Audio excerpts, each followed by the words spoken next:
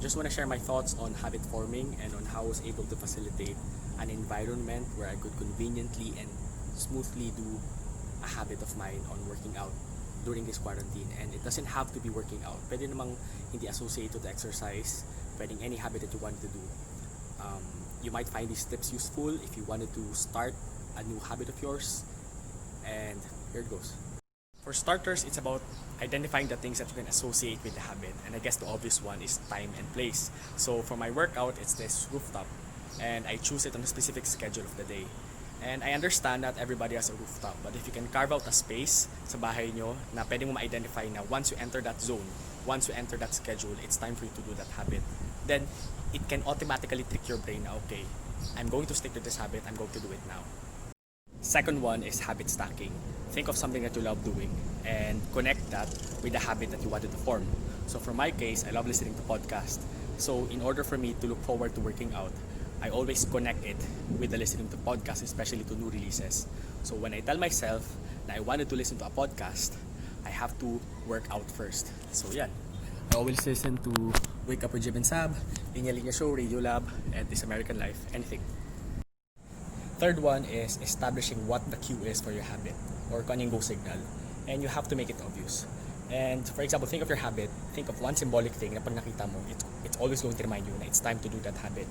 So for my exercises, daily exercises, shoes. I put it in a conspicuous part of the house. My workout equipment, I put it in front of my door.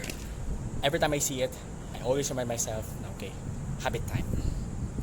So I hope I didn't sound pompous or I'm not trying to sound sciencey with all these fancy concepts. All of this I learned from the book Atomic Habits by James Clear. Read it, share ko lang.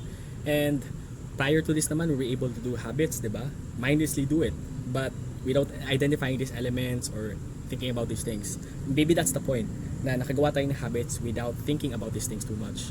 But if you wanted to create a habit, wouldn't you want it to become easier? And creating these elements makes it easier.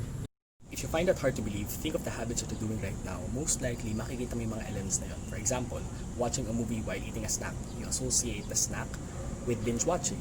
Or for example, coffee shop, kwentuhan, may coffee. It's habit stacking.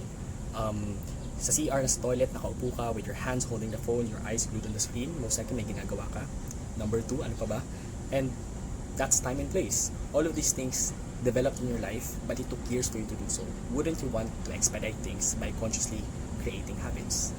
So yun, those are just some of the components of a system, and any habit that operates within a framework, it's going to be easier to do, it's going to be easier to execute. And establishing a system, it doesn't happen in a day. You have to consistently do it, make it a routine for it to become a habit. And creating a habit, parang pangungulawot lang yan. You have to form it for it to stick.